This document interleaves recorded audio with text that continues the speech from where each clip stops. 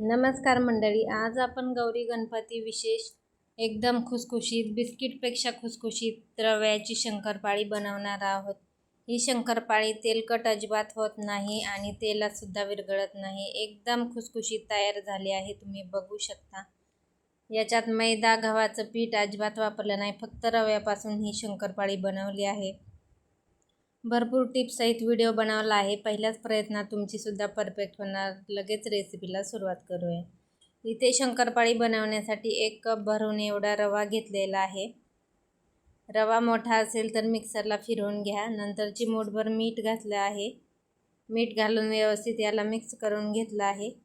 आणि इथे आता 3 टेबलस्पून एवढं आपल्याला वितळलेलं तूप घालायचं आहे। तुपाचं मोहन नाही, फक्त वितळून घेतलेलं रूम टेम्परेचरचं हे तूप आहे।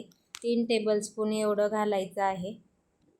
तूप घालून नंतर हे तूप आपल्याला रव्याला छान व्यवस्थित असं चोळून घ्यायचं आहे, म्हणजे शंकरपाळी एकदम खुसखुशीत होते।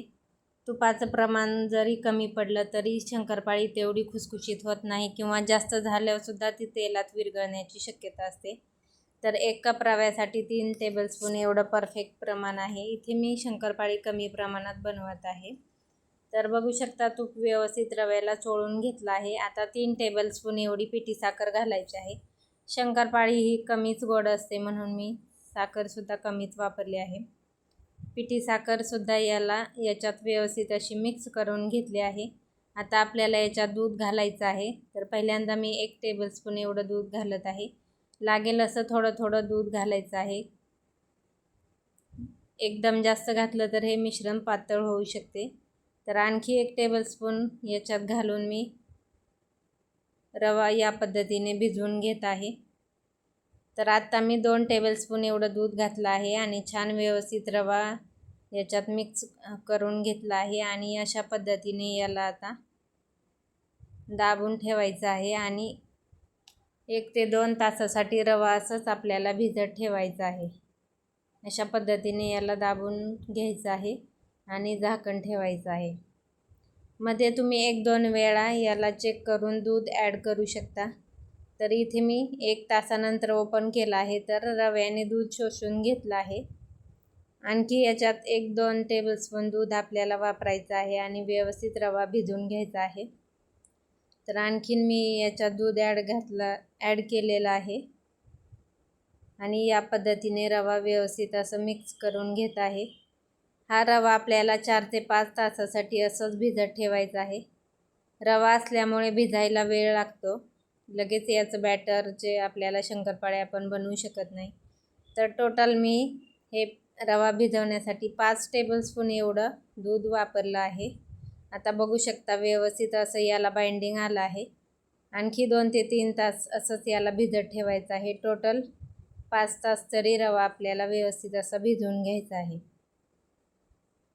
तुम्ही शंकरपाळी संध्याकाळी बनवणार असाल तर सकाळीच रवा भिजवत ठेवायचा आहे।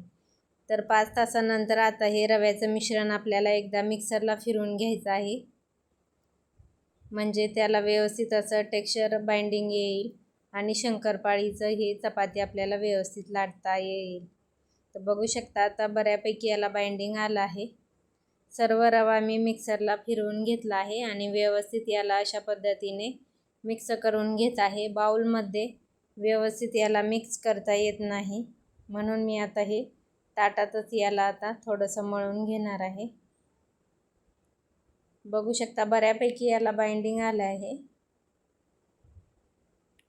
ताटामध्ये याला थोडंसं अशा पद्धतीने मी मऊ करून घेतलं आहे आणि याचे आता उंडे बनवून घ्यायचे आहेत।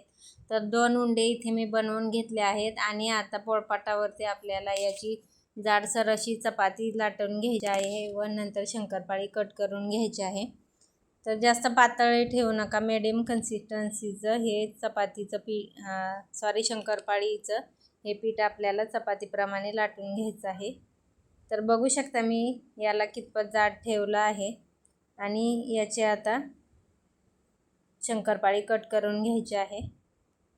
तर अशा पद्धतीने इथे मी शंकरपाळी कट करून घेतली आहे।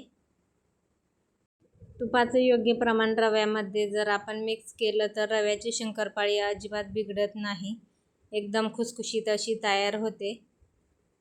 तर इथे मी शंकरपाळी कट करून घेतली आहे. बघू शकता जास्त पातळ नाही, अशा पद्धतीने जाडच याला ठेवलं आहे. आणि रवासुद्धा याचा व्यवस्थित भिजला गेला पाहिजे, तेव्हा शंकरपाळी खुसखुशीत होते. रवा जर कमी भिजला गेला असेल तर हे नीट लाटताही येत नाही आणि शंकरपाळी कडक होण्याची शक्यता आहे. तर दोन्ही उंडे मी या पद्धतीने लाटून शंकरपाळी कट करून घेतले आहे. आता गॅसवरती तेल गरम करायला ठेवलं आहे. लगेच आपण तेलात ही शंकरपाळी तळून घेऊया. तर बारीक गॅसवरती छान गोल्डन ब्राऊन कलर येईपर्यंत आपल्याला ही शंकरपाळी तळून घ्यायची आहे. गॅस जास्त मोठा ठेवला तर आतून कच्ची राहण्याची शक्यता आहे आणि बघू शकता हळूहळू रंग बदलायला सुरुवात झाली आहे. एकदम बारीक गॅसवरती छान लालसर रंग येईपर्यंत आपल्याला शंकरपाळी तळून घ्यायची आहे. आता बघू शकता रंग छान बदललेला आहे. यापेक्षा जास्त डार्क कलर नको. आता आपण ही शंकरपाळी काढून घेऊया.